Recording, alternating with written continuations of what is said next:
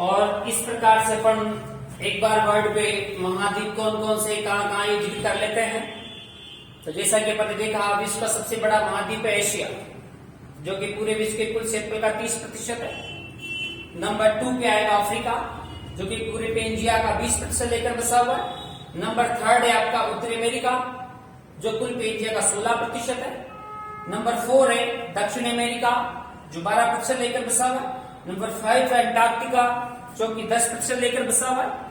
और नंबर 6 है आपका यूरोप, जो कि 7% क्षेत्रफल लेकर बसा हुआ है। नंबर 7 है ऑस्ट्रेलिया। इस प्रकार से ये होता है आपका स्थलीय भाग। बाकी बहुत सारे द्वीप आते हैं, द्वीप समूह आते हैं, जो अपन कुछ इन्हीं देशों के या महाद्वीपों ने अपने अधिकार में लिया हुआ है, केवल अंटार्कटिका को छोड़कर। क्योंकि पृथ्वी के इतिहास को या पृथ्वी के अस्तित्व को बनाए रखने के लिए यूएनओ के द्वारा अंटार्कटिका को स्वतंत्र महाद्वीप का दर्जा दिया गया है।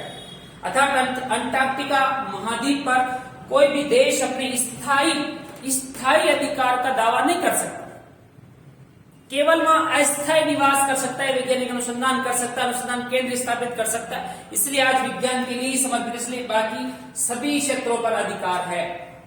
ये तो हुआ आपका जलीय स्थलीय भाग। अब जलीय भाग के बारे में बात करें तो जैसे जलीय भाग की पृथ्वी पर 70.8%, और इससे अपन ने प्रारंभ पेंथालासा कहा था।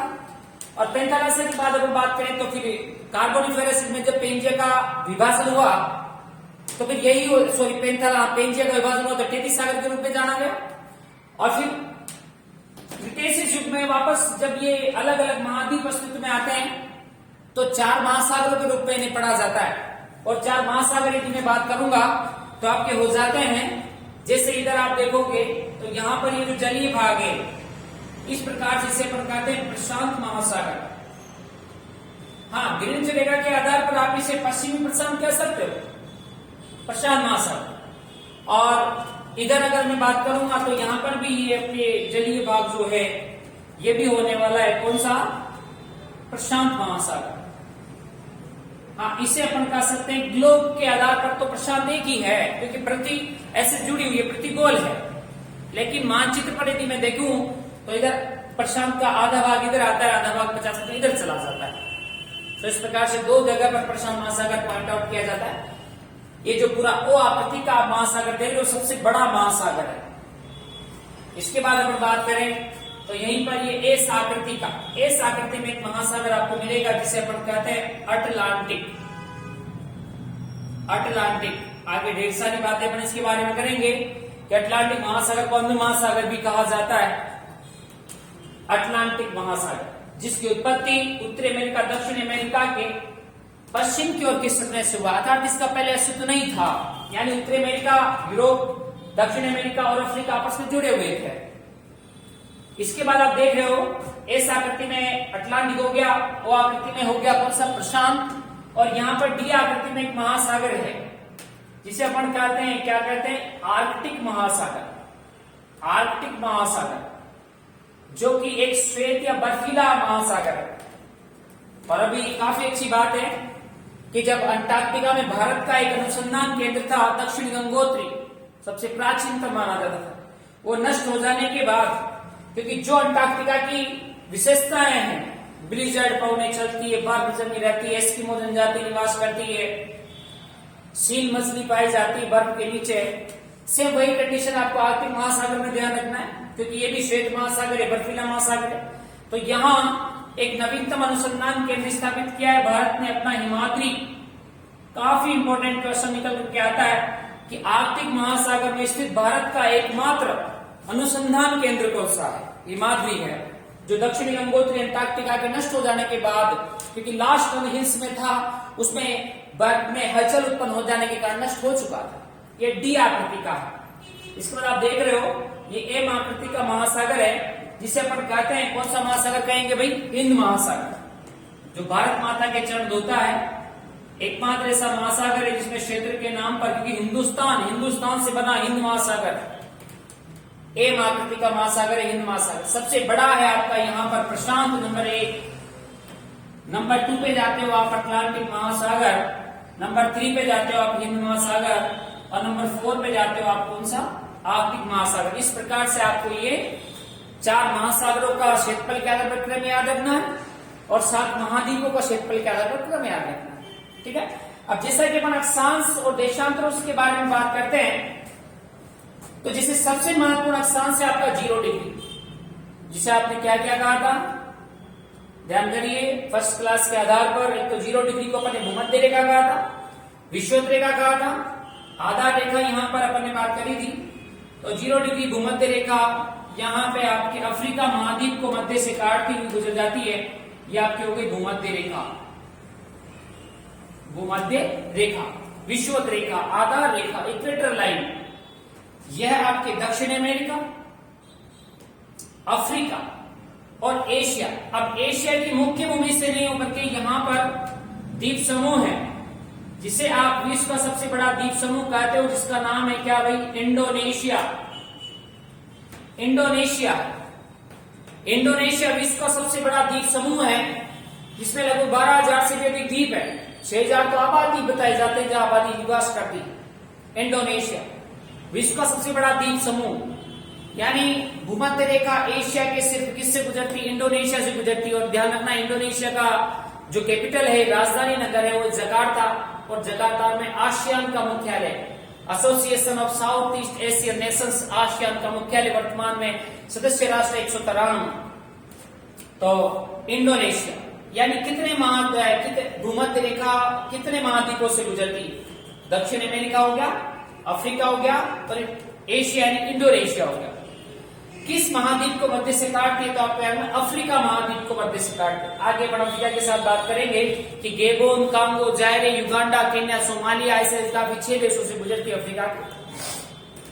इसके बाद यदि मैं आपको ले चलूं तो कर्क रेखा, कर्क रेखा यहाँ पर केवल मैक्सिको, उत्तरी अमेरिका केवल मैक्सिको से, मैक्सिको के बाद यह हो गया अफ्रीका के उत्तरी भागों से, और यहाँ पर एशिया महाद्वीप में होगा भारत। ये 23.2 डिग्री नॉर्थ, यानी ये हो गया कौन सी रेखा, कर्क रेखा। कर्क रेखा एशिया के एशिया के भारत को मध्य से काटती है और उत्तरी अमेरिका के मैक्सिको से गुजरती है। मैक्सिको कंट्री आएगा, यानी यूएसए और मैक्सिको के बीच सीमा का निर्धारण कर्क रेखा ही करती है। तो कर्क रेखा उत्तरी अमेरिका, अफ्रीका और एशिया से गुजरती है, यानी किसको मध्य से काटती, तो भारत को मध्य से काटती है। और भारतीय इंडियन ज्योग्राफी में पर चर्चा करेंगे कि भारत के 8 राज्यों से गुजरती है, गुजरात, राजस्थान, मध्य प्रदेश, छत्तीसगढ़, झारखंड, पश्चिम बंगाल, त्रिपुरा, मिजोरम, ऐसे भारत के 8 राज्यों से गुजरती है कर्क रेखा। जैसे यहाँ पर गेबोन, कांगो, जायरे, युगांडा, केन्या, सोमालिया का भूमध्य रेखा पर। इसी प्रकार से अगर मैं बात करूं, आपको ले चलता हूं मकर रेखा पर, तो मकर रेखा यहाँ से दक्षिण अमेरिका हो गया, दक्षिण अमेरिका का अफ्रीका हो जाता है, अफ्रीका के बाद ऑस्ट्रेलिया, ये 23 से 1/2 डिग्री साउथ, यानी ये आपकी हो जाती है कौन सी रेखा, कर्क रेखा। तो कर्क रेखा जो है वो भी 3 महाद्वीपों से गुजरती है, दक्षिण अमेरिका हो गया, अफ्रीका हो गया और ऑस्ट्रेलिया हो गया। वही बात किसको मध्य से काटती है, तो ऑस्ट्रेलिया को मध्य से काटती है। या देखो आप, ये कुछ एक्स्ट्रा दिखाई दे रहा है यहाँ पर, अफ्रीका में तीनों महत्वपूर्ण अक्षांश रेखाएं गुजरती है, यानी अपन यूं कहें कि विश्व का एकमात्र ऐसा महाद्वीप जहां से 3 महत्वपूर्ण अक्षांश रेखाएं गुजरती है, तो कौन सा आएगा भाई, अफ्रीका आएगा। ठीक है, तो आपस में रिपीट करें, कर्क रेखा 3 महाद्वीप, उत्तरी अमेरिका, अफ्रीका और एशिया, किसको मध्य से काटती है, तो भारत को मध्य से काटती है। भूमध्य रेखा पर भी 3 महाद्वीप है, दक्षिण अमेरिका, अफ्रीका, एशिया, और एशिया के सिर्फ किससे, इंडोनेशिया से। विश्व का सबसे बड़ा द्वीप समूह क्या है, इंडोनेशिया है। राजधानी क्या है, जकार्ता, किसका मुख्यालय, आसियान का। रही बात भूमध्य रेखा किसको मध्य से काटती है, तो अफ्रीका को मध्य से काटती है। फिर अपन बात कर रहे हैं मकर रेखा, तो भी 3 महाद्वीप आएंगे, दक्षिण अमेरिका, अफ्रीका और ऑस्ट्रेलिया, किसको मध्य से काटती है, तो ऑस्ट्रेलिया को मध्य से काटती है। अब ऐसे महाद्वीप जहां से कोई महत्वपूर्ण अक्षांश रेखा नहीं गुजरती, तो आपके पास क्या मिलेगा, यूरोप, और एक दूसरा क्या मिलता है, अंटार्कटिका। कोई महत्वपूर्ण अक्षांश यहाँ से नहीं गुजरता, अक्षांश, हाँ देशांतर गुजरता है, पेपर चर्चा करेंगे आगे। तो इस प्रकार से जहां पर, और एक बहुत अच्छा क्वेश्चन है, यहां पर एक देश है, विश्व का एकमात्र ऐसा देश, विश्व का एकमात्र ऐसा देश जहां से 2 महत्वपूर्ण अक्षांश रेखाएं गुजरती है, तो कौन सा आने वाला है भाई, यहां पर आपका आएगा ब्राजील। ब्राजील ब्राजील विश्व का एकमात्र ऐसा देश है जहां से 2 महत्वपूर्ण अक्षांश गुजरती है। आगे अपन बात करेंगे ब्राजील में कावे यानी कॉफी की खेती की जाती है। यहाँ कॉफी के बागानों को फजेंडास कहा जाता है, ठीक है। और कावा मार्ग भी काफी ढेर सारी बातें अपन जीके में करने वाले हैं। तो ये प्रोसेस अपन को अच्छे तरीके से ध्यान रखना है। 7 महाद्वीपों क्रम है, कौन सा महत्वपूर्ण देश अक्षांश कहां से गुजरता है, ये अपन नेक्स्ट चैप्टर अपना होगा। प्रत्येक महाद्वीप का एक अलग से क्लास आपको मिल जाएगी, अलग से क्लास डेली टू डेली आपको अवेलेबल हो जाएगी। और वर्ल्ड के लिए कहीं नहीं जाना, मतलब मेरा तो ये कहना है आपसे कि ज्योग्राफी एक ऐसा सब्जेक्ट है जो केवल मैपिंग सिस्टम से पढ़ा जा सकता है। और आई थिंक मैं मेरे एक्सपीरियंस के हिसाब से आपको बताता हूं कि इसके अलावा आपको कुछ पढ़ने की आवश्यकता है। आप आईएएस दीजिए, आरएएस दीजिए, कितना ही बड़े से बड़े एग्जाम दीजिए, अगर इंडिया वर्ड आपको लर्न करना है तो बस सफिशियंट है। और ना इससे ज्यादा कहीं आपको बुक्स में मिलने वाला है। क्वेश्चन आएगा तो यही से आएगा, 100% डन है। आगे पर महाद्वीप पढ़ेंगे तो ऑटोमेटिक आपको रियलाइज हो जाएगा। कहीं मत पढ़िए, केवल ओनली ऑन यूट्यूब पर अपना एक चैनल सब्सक्राइब कर लीजिए अच्छा लगे तो, और अपने फ्रेंड्स को शेयर करें। घर पर बैठ के कोरोना काल में शांति से पढ़ाई करें। और बहुत जल्दी आपके 2021-22 में आपको आईएएस का एग्जाम मिलने वाला, आईएएस एग्जाम आने वाला। क्यों ना अपन सब मिलकर एक टारगेट बनाते हैं आईएएस 2021-22 में। आईएएस के लिए अच्छी घर में बैठ के तैयारी करें। जहां कोई समस्या अपने कमेंट बॉक्स में डालिए, बिल्कुल आपको उसका सोल्यूशन मिल जाएगा। ठीक है, थैंक यू।